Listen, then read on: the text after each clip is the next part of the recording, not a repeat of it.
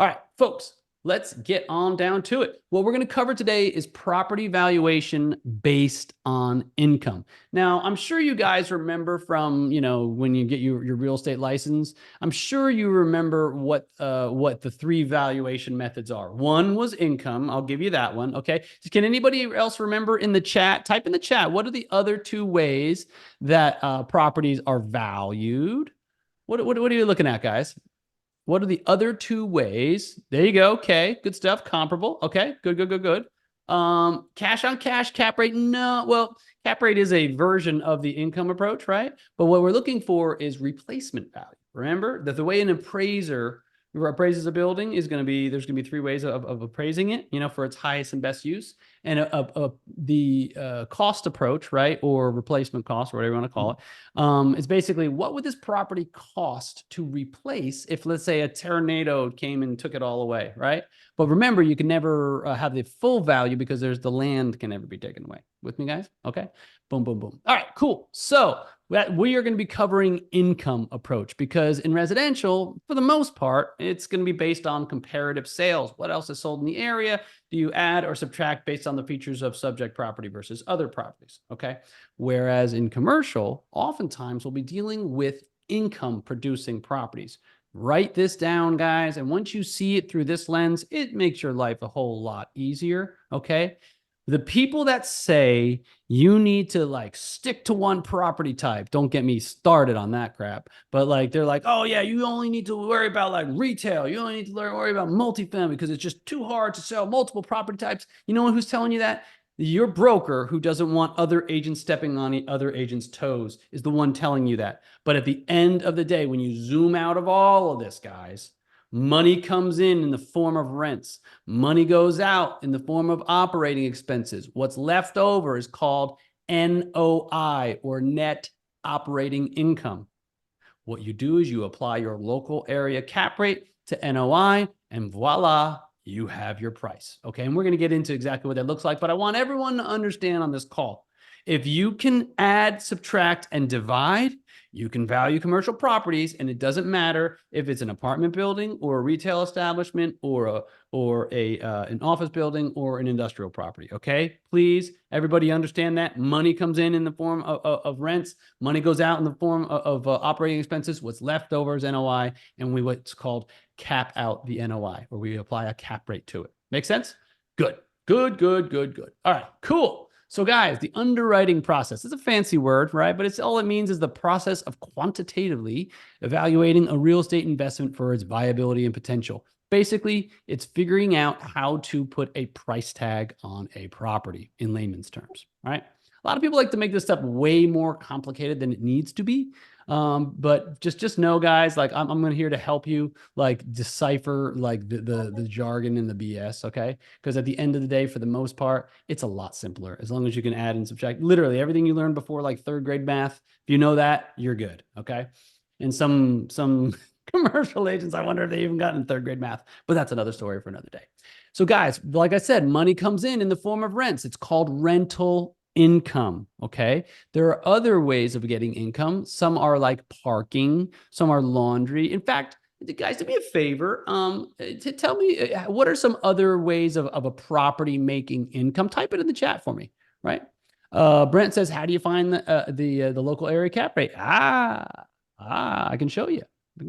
Yeah. We actually have like an 8-page PDF on that, Brant. So if you can reach out to info@darkhorse-commercial.com, and Laura will make sure she gets you over that PDF. Okay. Good. Cell phone, parking. Okay. Yep. Ads on the roof. Good. Okay. Yeah. Anybody think about vending machines, guys? Right? How about vending machines? How about you can put that in the email. Yeah. Oh, sure. Yeah, Laura, if you can do me a favor and put the email in the chat, that'd be great. So collection loss, guys, this is from non-paying tenants, and we'll get into that in just a second. Operating expenses, these are regular and recurring expenses on the property for the ongoing operation.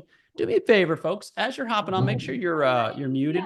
But more importantly, folks, do me a favor and type in the chat, okay? Write these two words down. I want you to write them down. I want you to commit them to memory, right? Number one, regular. Number two, recurring. regular and recurring. Because the thing is, unless an expense is regular and or recurring, okay, it doesn't work. Okay, it doesn't constitute an operating expense. You guys with me on that? Okay, so just remember, taxes, regular and recurring. Insurance, regular and recurring. Lawn, regular and recurring. CAM, common area maintenance, right? Regular and recurring. Snow removal, regular and recurring. Maybe it doesn't snow every year, but it's a regular thing, okay? Let's juxtapose that with what is non-regular and non-recurring. What are some things that are not regular or recurring, okay? Type that in the chat, guys. Let me give you a little hint, okay? Maybe the roof, right? It's an expense, but it doesn't happen every year, okay? Hurricane damage, yeah, sure, there you go, Keith, yep. What are some other things? What are some other things? Replacing lights, okay, like the entire light fixture, okay? What are some things? How about what's yeah, HVAC? Way to go, Janet. Yep. Good. Right. Well, how about this, guys? How about parking lots, right? Resurfacing a parking lot. And you don't do that every year or even every quarter, right? But that maybe need to be done every 15 or 20 years. Yeah. Okay. So think of it this way, folks. If you look at a very simplistic a formula, you have rental income plus additional income, right? Equals potential gross income minus vacancy and collection loss. Because remember, folks, no building is 100% occupied 100% of the time. With me? Okay. So you have to subtract out some sort of factor for vacancy and collection loss, because if you don't, it's going to be the equivalent of treating that building as if it's 100% occupied 100% all the time. And we know that's not true. All right. What you're left with is your effective gross income. From there, all right, you subtract out your operating expenses and you are left with NOI, or net operating income. Does all this stuff make sense so far, guys? All right. Cool. All right. Good stuff. All right. Now, capitalization rate, cap rate, whatever you want to call it, guys. At the end of the day, it is nothing more than the relationship between an income-producing property's net operating income and its value. Very, very simple, guys. $100,000 of NOI, $1 million property valuation, cap rate is 10%. Very, very simple. Okay. Why? Because the NOI times 10 equals $1 million.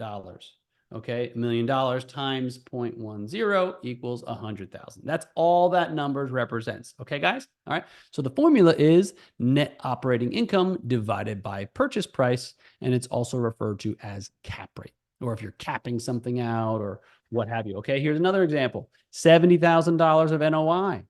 Purchase price is $1 million. That's a 7% cap rate. Okay, easy peasy. So far, so good. All right, I like it.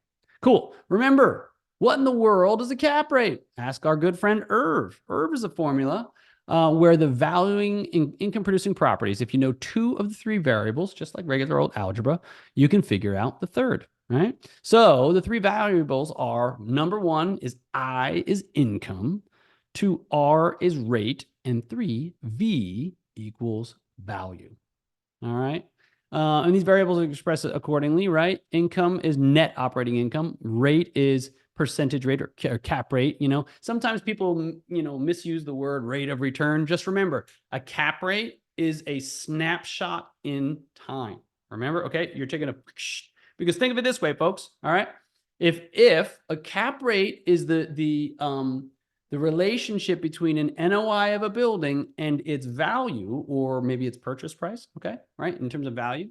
So let's say they're asking $1 million for a building and it's got $100,000 of NOI. And then next thing you know, this building is in Buffalo, New York, and they have the blizzard of the century, and there's 8 feet of snow, and they have to pay a snow removal company to come take the snow out from this shopping center, let's say, okay?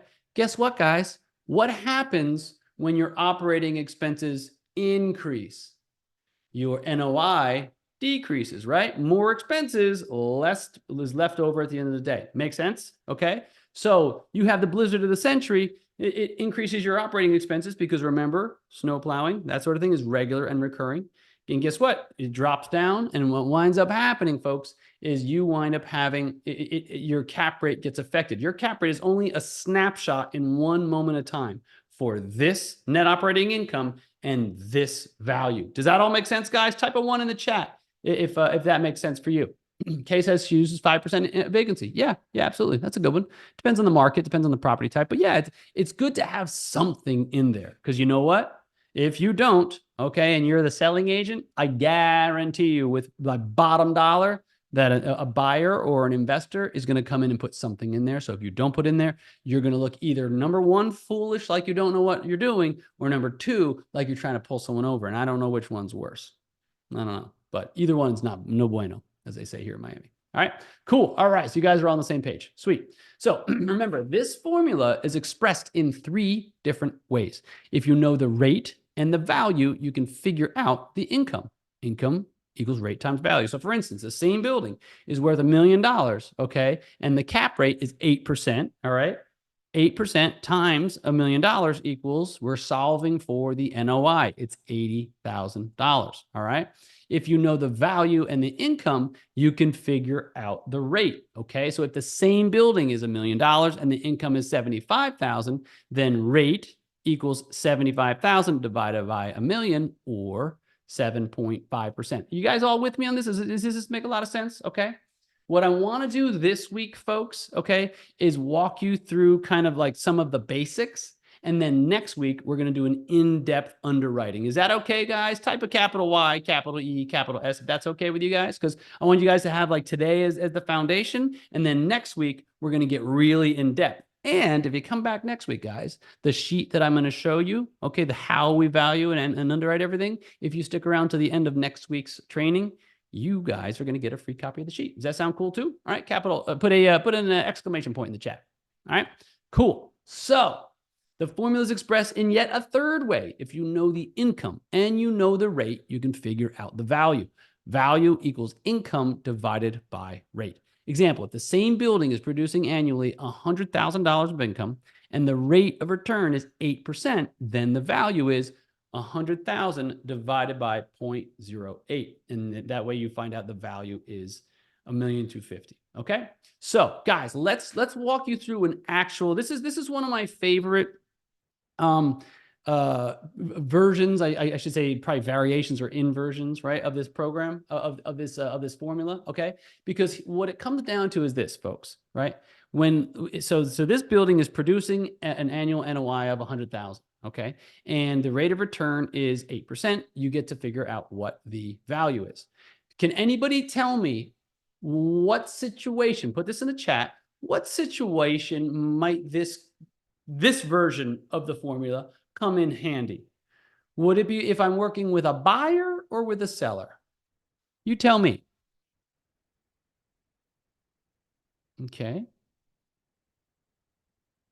You could argue both, but there we go, Katya. Katya's one of my students. She's one of my A students. She gets it. Yes, it's going to be buyer, and I'll tell you why. Okay. We look at this building, and it's got $100,000 of NOI. It's up on LoopNet, and my buyer tells me, okay, I want to buy a property that is an 8% cap rate, right? Well, guess what?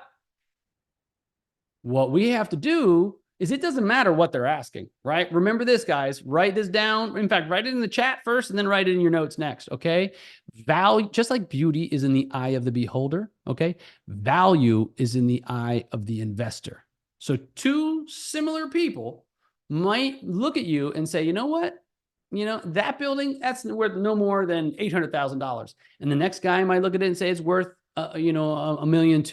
You just never, ever know. The most important part for you guys to understand is it doesn't matter. It's all in what that particular person wants, okay? Value is in the eye of the investor. So in this case, right, what I recommend that you guys try to get out of this is like, okay, fine. If here's a building, we know what the NOI is. We know what our buyer told us, or maybe you're the selling agent and you're working with a buyer and you're double ending the deal. It's the best way to do it, right? But more importantly, what you need to understand is what will the value of this be to this particular investor at this cap rate, Okay. So if you got $100,000 of NOI and they want a cap rate of 8%, then 100,000 divided by 0.08 equals 1.25 million. With me, guys? Okay. Yes, yes, yes. Good, good, good, good. Okay. Very, very important to understand. The cool thing about this, guys, also, once you understand how to work these numbers, it's very, very easy to back somebody into a number. And I'll tell you what I mean by that. A lot of buyers will be like, I don't want to pay more than $1.5 million for this property. Be like, okay, cool. Just out of curiosity, Mr. Smith, what's your desired rate of return? Like, what kind of cap rate are you looking to acquire this at? It's called an acquisition cap rate, right? Mr. Smith goes, I don't want to spend a penny more than a 7 cap. 9 times out of 10, guys, when you take the NOI, you take their assumptions and you back them into a number, they're willing to pay more than they actually thought they would. Be like, so wait, just so I can understand, you're looking at this at a 5% vacancy. Yes. And then you're looking at this with an 8% management fee. Yes. Okay. Based on how the building is currently operating, remember, money comes in the form of rents. Money goes out in the form of operating expenses. What's left over is NOI. And then we apply Mr. Smith's cap rate. And 9 times out of 10, what Mr. Smith thinks is $1.5 million offer, maybe it's $1.625. You with me, guys? Okay. So very, very important to understand. Once you understand the basics of how to use these, then you can use them as tools to get people to get their offer up as high as possible. Does that make sense, guys? Type a yes in the chat if that makes sense. Okay. Once you understand how to use this stuff, then you can start using it as a tool to your advantage. Okay. Because all you know, because here's the other thing, 9 out of 10 investors do not know how to do this properly, do not know how to manipulate these numbers. What you'll find is when you get good at underwriting, you'll know more about the operation of a building than the owner itself does. It's crazy, but it's true, guys, because they don't do this stuff every day, all day, right? But at the end of the day, right, what I want you guys to be able to do is take this very simple formula. It's the formula that everybody goes back to over and over and over again, and take it and invert it 3 different ways. Solve for I, solve for R, and solve for V. If you know one, you can solve for the other 2. Guys, does this make sense? Are there any light bulbs going off? Type an exclamation point in the chat if there's any light bulbs going off for you guys. Yeah? Let me know. Okay, cool. Good, good, good, good. All right, cool. Love it, love it, love it, love it. Okay. And like I said, guys, what we're doing is we're just going through this training today to give you guys the basics. What I'd like you to do, okay, I have a 91-9 rule. Does anyone know my 91-9 rule? Go ahead and put it in the chat if you will, right? 91-9, very, very important, okay? Whenever you're learning everything, okay, everybody thinks that like success is on the other side of some knowledge, some video, some this, some that. And I'm here to tell you it's not. What success is on the other side of is learning something and then implementing it. Hence my 91-9 rule.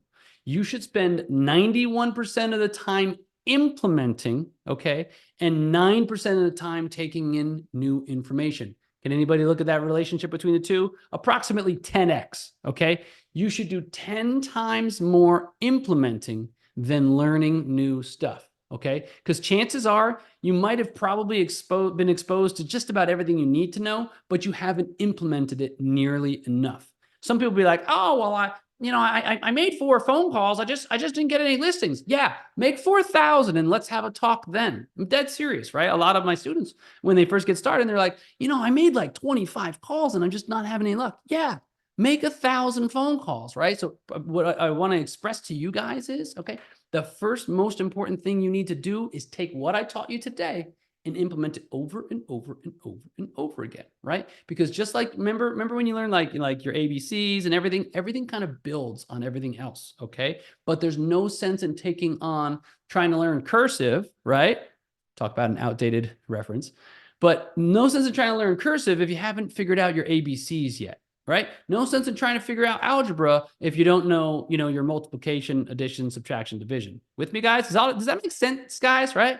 Type a 1 in the chat if that makes a whole lot of sense, okay? So I'm going to give you guys all an assignment, and then next week we're going to come in and we're going to go ahead and take it up a notch. Does that sound good? Bam! Just like Emerald, take it up a notch, right?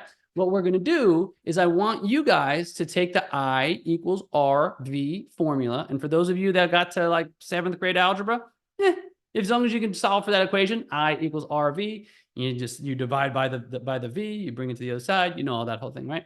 What I want you to do is I want you to do it on paper. And if you want to make it real simple, just use $100,000 of NOI. Okay. I know the NOI, I can solve for the cap rate. I know the NOI in the cap rate, I can solve for the value, right? Use these numbers, play with these numbers, put them in a spreadsheet, put them on a notepad, whatever you need to do. But because it isn't until you really understand this and it becomes intuitive that you're going to be able to prove your point or be able to articulate yourself properly. Does that make sense, folks? Yes, yes. Okay, cool. All right. So folks, that is your assignment until next week. So folks, thanks so much for being here. Look forward to seeing you same time, same place next week. And if you have any questions, and bring them to next week and we'll be sure to answer them at the end of the call. All right, guys? Cool. Talk to y'all later. Bye-bye now.